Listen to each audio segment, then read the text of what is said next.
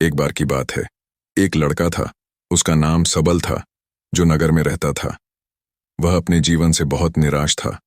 उनकी निराशा का कारण यह था कि वह अब तक अपने जीवन में कुछ नहीं कर रहा था। उसके माता पिता उसे ताने मारते थे कि आपके सभी मित्र कुछ न कुछ कर रहे हैं, लेकिन आप अभी भी घर बैठे हैं। दोस्तों के बीच भी अक्सर उनका मजाक उड़ाया जाता था। वह कहीं जाता तो लोग उससे पूछते कि आप क्या कर रहे हैं। उसे यह बताने में भी शर्म आ रही थी। वह कुछ नहीं कर रहा था। धीरे धीरे उसने रिश्तेदारों से मिलना जुलना कम कर दिया और लोगों से मिलना भी बंद कर दिया। वह ज्यादातर समय घर पर ही रहता है। वह अकेला रोता है और भगवान को कोसता है और अपनी किस्मत को दोष देता है। अब उसे अपना जीवन बोझ लगने लगा था। कभी कभी वह सोचता कि कब वह कुछ करने के योग्य बनेगा, और फिर वह सोचता कि जिंदा रहने से अच्छा मर जाना है। एक दिन वह अपने नगर की एक गली से गुजर रहा था। तभी उसने देखा कि एक उपदेशक दुओक और परेशानियों पर उपदेश दे रहा है। वह भी उसी भीड़ में सबसे पीछे बैठ गया और गुरु के प्रवचन सुनने लगा। उपदेशक कह रहा था, दुख एक शिक्षक की तरह है जो हमें जीवन की सच्चाई दिखाता है और हमें जीने का सही तरीका सिखाता है। आप चाहें तो जिंदगी जीना भी सीख सकते हैं। गुरुजी उपदेश दे रहे थे कि तुम चाहो तो कुछ भी हासिल कर सकते हो, और अगर चाहो तो एक कोने में बैठकर रो सकते हो। इन सभी बातों को सबल ध्यान से सुन रहा था, लेकिन शिक्षक की यह बातें पसंद नहीं आई। उसने खड़े होकर कहा कि कुछ भी सिखाने से दुपाक दूर नहीं होता। इसमें केवल दर्द होता है, दुख की पीड़ा अनंत है। ऐसा लगता है कि इसके बाद कुछ होने वाला नहीं है। इससे कुछ भी फर्क नहीं पड़ता है। इसके सामने तो मौत भी छोटी लगती है। उपदेशक ने कहा, फिर तुम्हारा दुख क्या है? सबल ने उसके सामने अपनी सारी व्यथा सुनाई और पूछा, मेरे दुख का कोई उपाय है तुम्हारे पास? यह सुनकर शिक्षक मुस्कुराए और बोले, तुम उस दिन मेरे पास आओ जब आपके जीवन में वास्तविक दर्द हो। मैं आपकी समस्या का समाधान अवश्य करूंगा। यह कहकर गुरु वहां से चला गया। सबल ने सोचा, कहीं मेरा दुख नकली तो नहीं है? क्या मैं जिस दर्द से गुजर रहा हूं वह नकली है? मेरा दुख कोई नहीं समझ सकता। जब माँ बाप नहीं समझते तो गुरु क्या समझेगा? उनके दुखों से व्यथित होकर सबल ने एक फैसला लिया कि अब वह कुछ करेगा। सबल ने एक छोटा व्यवसाय शुरू किया, पर उसे सफलता नहीं मिल रही थी। लेकिन उसके घर वाले पूछते हैं कि क्या वह कुछ कोशिश कर रहा है। वह अपने व्यवसाय में लगा रहा और धीरे धीरे उन्हें सफलता मिलने लगी। फिर उसने गति पकड़ी और केवल 3 साल के अंदर ही वह एक बड़ा बिजनेसमैन बन गया। अब सबल के आसपास ऐसे कई लोग थे जो उसकी परवाह करता था, जो उससे प्यार करता था। अब उनके परिवार के सदस्य भी उसकी तारीफ करते नहीं थक रहे थे। दिन ब दिन उसके मित्रों की संख्या बढ़ती जा रही थी। अब वह अपनी जिंदगी से बहुत खुश था। उनके कुछ दोस्तों ने उन्हें सलाह दी कि जब आप एक बड़ा बिजनेसमैन बनकर बहुत खुश हैं, तो सोचिए आपको कितनी खुशी होगी अगर आप इस शहर और इस राज्य के सबसे बड़े बिजनेसमैन बन जाते हैं। कितने लोग आपसे जुड़ना चाहेंगे, आपकी कितनी बड़ी ख्याति होगी, और स्वयं राजा भी आपसे दोस्ती करना चाहेंगे और जरूरत पड़ने पर ही आपसे पैसे उधार लेंगे।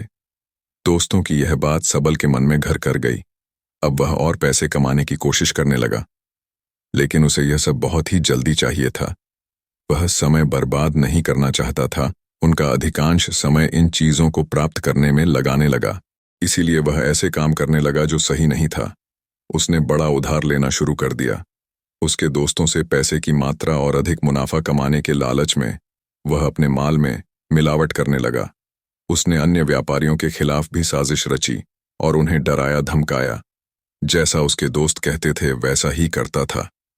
वह इन तरीकों से ज्यादा पैसा कमा रहा था, पर अब उसके जीवन में पहले जैसा चैन न था। उनके मन की शांति गायब हो गई थी और वह रात को सो नहीं पाता था। वह हंगामे में रहता था। वह सब कुछ पाकर भी उन्हें किसी चीज में सुख नहीं मिल रहा था। एक दिन सबल अपनी गाड़ी में कहीं जा रहा था। तभी रास्ते में उन्हें उपदेशक का आश्रम दिखाई दिया। वह रुका और गुरु के पास जाकर बोला, संत, आपने मुझे मेरे पास आने के लिए कहा था जब मेरे जीवन में सच्चा दुख आता है। अब मैं बहुत दुखी हूं कि मेरी नींद हराम हो गई है। मुझे कहीं भी शांति नहीं मिल रही है।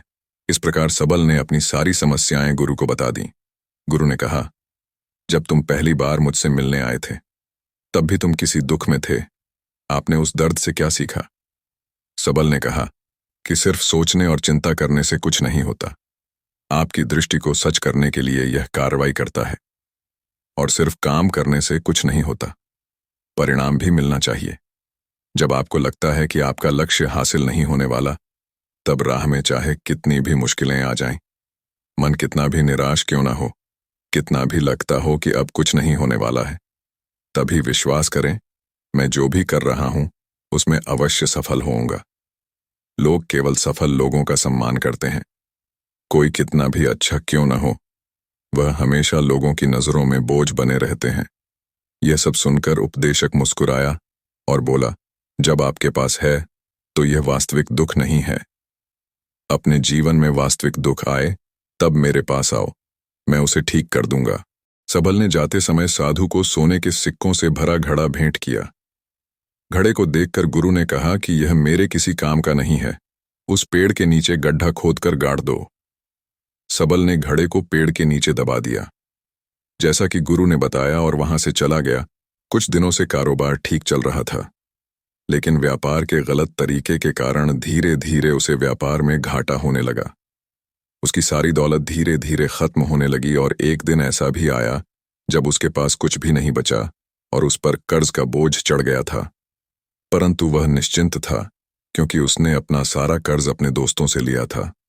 उसने सोचा कि उसके दोस्त बुरे वक्त में उनके साथ खड़े रहेंगे, लेकिन ऐसा कुछ नहीं हुआ।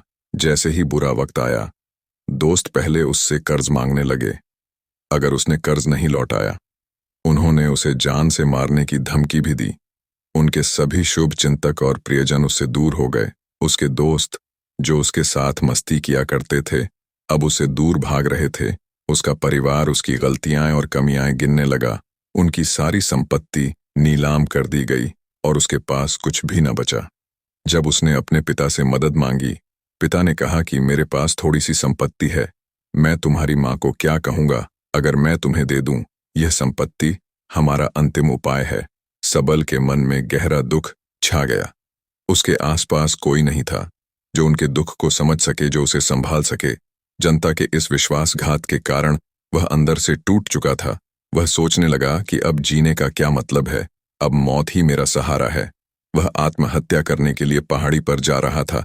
तब से उसे याद आया कि उस शिक्षक ने उससे कहा था, मेरे पास आओ जब तुम्हारे जीवन में वास्तविक दुख हो। सबल गुरु के पास गया और अपनी सारी व्यथा सुनाई, आंखों में आंसू लिए। उसने कहा, हे गुरुजी, मेरे दुख का निवारण कीजिए। गुरु ने कहा, जब जीवन में असली दुख होता है तब मेरे पास आ जाना, मैं इसे जरूर ठीक करूंगा। सबल ने कहा कि ये क्या हो रहा है, मेरी जिंदगी में अभी दुख नहीं है, तो आखिर असली दुख क्या है? गुरुजी ने सबसे कहा कि पहले आप मुझे बताओ, आपने अपने दुख से क्या सीखा? सबल ने कहा कि मैंने वह सीखा, जो लोग हमारे जीवन में आते हैं वह हमारी सफलता और प्रगति के कारण वो हमें धोखा जरूर देंगे, क्योंकि बुरे समय में वे हमारे साथ नहीं खड़े होंगे। वे अच्छे समय में ही हमारा फायदा उठाएंगे और बुरे समय में हमें छोड़ देंगे। उन लोगों पर ही भरोसा करें जो हमारे बुरे समय में हमारे साथ खड़े रहते हैं। लेकिन ऐसे लोग बहुत कम होते हैं, लेकिन जिनके पास है उन्हें उनकी सराहना करनी चाहिए, उनका अपमान नहीं करना चाहिए। मैंने कभी भी किसी के खिलाफ साजिश नहीं रखना चाहिए। अपना काम ईमानदारी और धैर्य से करें और कभी लालची मत बनो।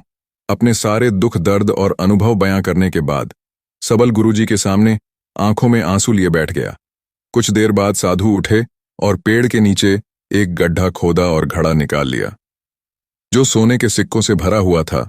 उसने सबल को देकर कहा, मेरे पास आओ जब तुम्हारे जीवन में वास्तविक दुख हो। सबल ने अपने शिक्षक को धन्यवाद दिया और उसे प्रणाम करके चला गया। उस पैसे से उन्होंने एक छोटा सा व्यवसाय शुरू किया। अब वह छोटा व्यापारी बनकर भी खुश हैं। उन्होंने पूरी लगन और ईमानदारी से कारोबार किया। जल्द ही वह अपने शहर का एक बड़ा व्यापारी बन गया। उनका जीवन सुख सुविधाओं से भरा हुआ था। लेकिन कोई कितना भी अच्छा क्यों ना हो, लेकिन जीवन में दुख आता है तो सबल के जीवन में भी दुख आते थे। अपने माता पिता की मृत्यु के रूप में वे दोनों एक ही दिन मर गए। सबल अपने माता पिता से बहुत प्यार करता था, इसलिए उनके निधन से उन्हें गहरा सदमा लगा। वह शवों को ले गया, दोनों को श्मशान घाट ले गया, जहां अंतिम संस्कार किया गया। वहां उसने अपने माता पिता का शव जलता हुआ देखा तो उनका मन बेचैन हो उठा उसके मन में कई सवाल उठने लगे। वह घर वापस आ गया, इसलिए उसने अपने माता पिता के घर और संपत्ति को देखा जिसके लिए उनके पिता हमेशा लड़ते रहे। आज जो छूटा पड़ा है, जिन्होंने इसकी देखभाल की, इसके लिए लड़ने वाले इस दुनिया से चले गए। उसके पिता ने जो कुछ कमाया वह सब यहीं रह गया। एक दिन पहले तक उसके पिता मारपीट करते थे किसी के साथ उसकी संपत्ति के लिए। आज वो खुद इस दुनिया से चले गए। उसका मन ऐसे अनेक विचारों के बवंडर में था। वह अंदर से अकेला और डरा हुआ महसूस कर रहा था। वह खाली महसूस कर रहा था। उसे लगा कि कुछ है, वह समझ नहीं सका। इसलिए वह गुरु के पास गया। उसे देखकर गुरुजी ने कहा, क्या जीवन में कोई दुख है? सबल ने कहा, वैसे तो जीवन में कोई दुख नहीं है, सब कुछ अच्छा चल रहा है, लेकिन आज मेरे माता पिता का देहांत हो गया है। मैं इस घटना से बेहद दुखी और परेशान हूँ। गुरुजी ने कहा, इसमें दुखी होने की क्या बात है? एक दिन सबके अपनों को मरना है। कोई न कभी जिया है और न कभी रहेगा। एक दिन तुझे भी मरना है। शायद तुम कल ही मर जाओगे, या आप आज भी मर सकते हो। सबल ने कहा, क्या कह रहे हो गुरुजी? मैं भी मर जाऊंगा, लेकिन मैं अभी जवान हूं। गुरु ने कहा कि सब जी रहे हैं इस भ्रम में कि मृत्यु केवल दूसरों को आती है, बड़ों के पास ही आती है। लेकिन जवान और बूढ़े मर जाते हैं, बच्चे मर जाते हैं। मौत का उम्र से कोई लेना देना नहीं है। यह सभी को प्रभावित करता है। मास्टर जी की ये बातें सबल के मन में घर कर गईं और वह चुपचाप चला गया, लेकिन उसका मन अभी भी बेचैन था।